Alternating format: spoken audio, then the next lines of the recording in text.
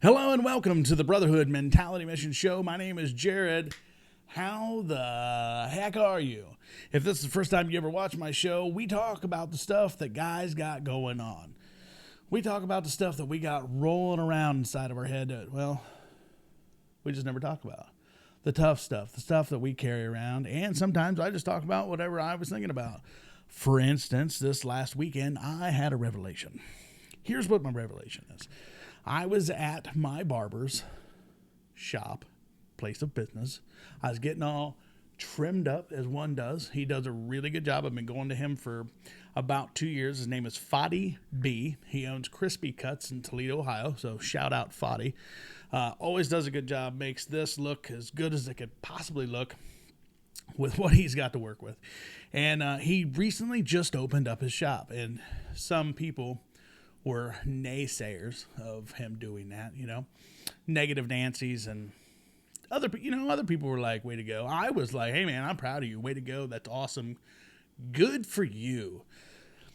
As a society, we don't do that enough, man. So I want to talk about judgment today, and I want to talk about one of the commandments, and that commandment is coveting thy neighbor.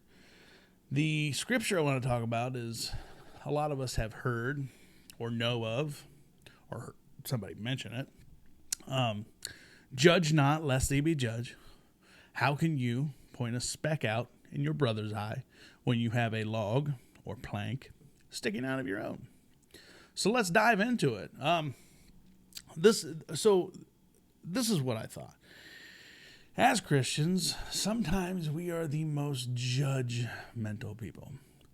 And we can judge, right? Like, I'm not saying like we have a right to, but like we can judge from when it comes from a place of love, but not to judge a person because you don't like what that person is doing, because that person doesn't walk like you, talk like you, act like you, think like you, or is a Christian like you, or they're not Christianing the way you think that they need to be Christianing. First off, I'm going to tell you that you need to take a look in the mirror and WWJD, what would Jesus do? What would Jesus say when you start thinking about people like that? He told us one of the many things he told us to love thy neighbor as thyself. Well, I mean, I'm a pretty hard critic of myself, but should we look at the person that is different than us a certain way? Or if they're not living their life the way we think they should live? But anyway, I don't want to get off on that tangent. So back to circling back to Foddy and being proud of him. And I mean, we don't do that enough as a society, man. Instead, we're like, you're gonna fail, man. That's gonna be a lot of work. Sometimes the things that are worth it are worth working hard for. I mean, he's capturing the American dream, man. He owns his own business.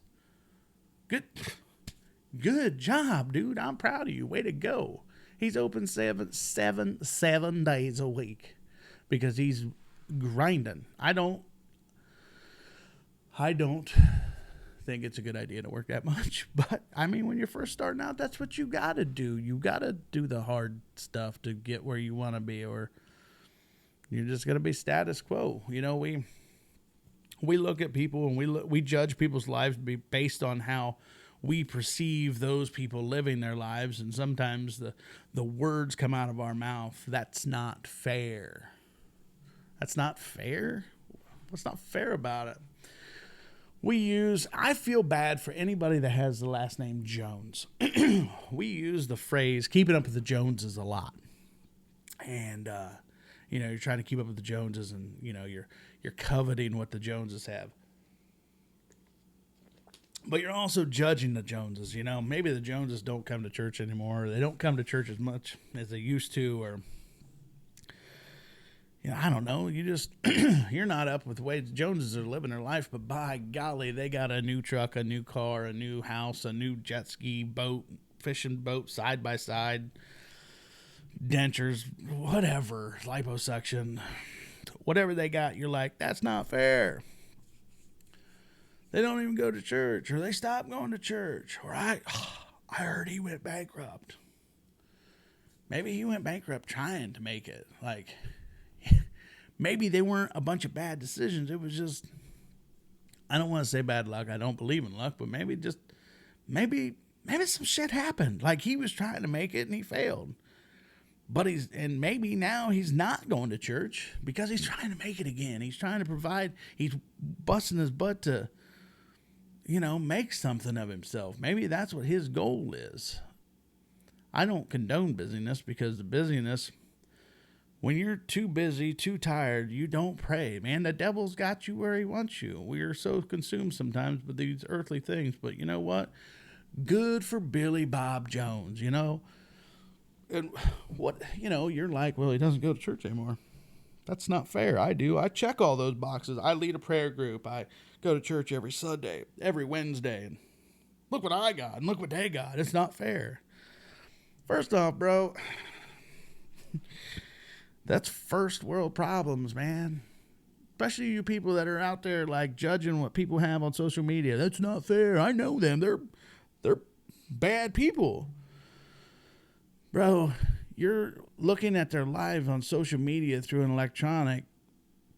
That's first world problems, man. There's people in third world countries that don't know where their next meal's coming from, where they're going to be able to get clean drinking water.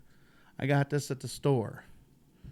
There's people in this country that don't know where their next meal's coming from, when they're going to be able to buy new clothes for their kids or for themselves, get drinking water.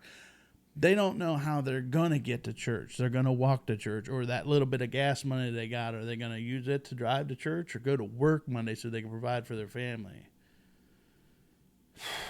We're so consumed with what everybody else is doing. Let's say that Billy Bob Jones down the street, that's all got all the new stuff, that's trying to make it again. Let's say that every day when he's going to work 7 days a week, he's praying on his way to work, he's listening to the Bible, and he's singing Christian worship music all day. You don't know. That's not your lane. That's not your place. You're not judging them from a place of love. You're judging them from a place of jealousy. And that, my brother, is a sin. Think about it. And let's say he's not. Let's say he's not doing all those things. He's not listening to the Bible. He's not listening to worship music. And he's not praying all the way to work. It's none of your business. It's none of your business in the sense that you're making it your business. When was the last time you walked down the street to Billy Bob Jones' house and invited him back to church? Or prayed with him? Or asked him how he was doing? And I'm not just talking about your neighbor down the street. I mean, people you work with. People that you see on social media. When was the last time you stepped outside of yourself and instead of cast judgment on somebody, that just, and all that does of worrying about what everybody else has got going on completely wears you out. It does nothing. No positive outcome comes from that. It wears you out. It stirs you up, makes you angry, makes you jealous. All of those things.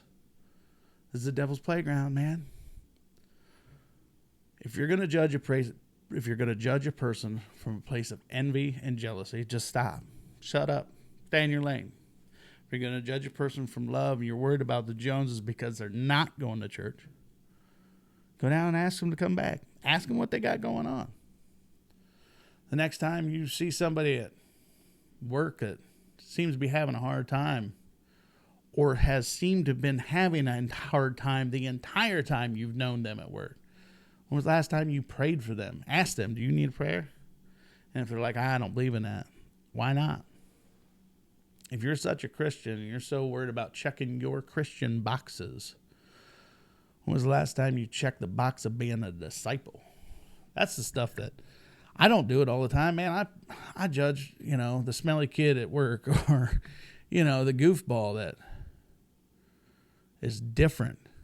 There's a reason. There's a reason people are the way they are. And a lot of times it's the environment in which they grew up in. I judge them. I will never do this show from a place of I'm better than you. These are things I do all the time too. I'd look at somebody and I'm like, man, I know they've been through 3 bankruptcies, but they're driving a brand new car. That's not fair. I'm driving a 10-year-old vehicle. That's not fair. At least I got a vehicle to drive. That vehicle gets me to work every day. First world problem, man.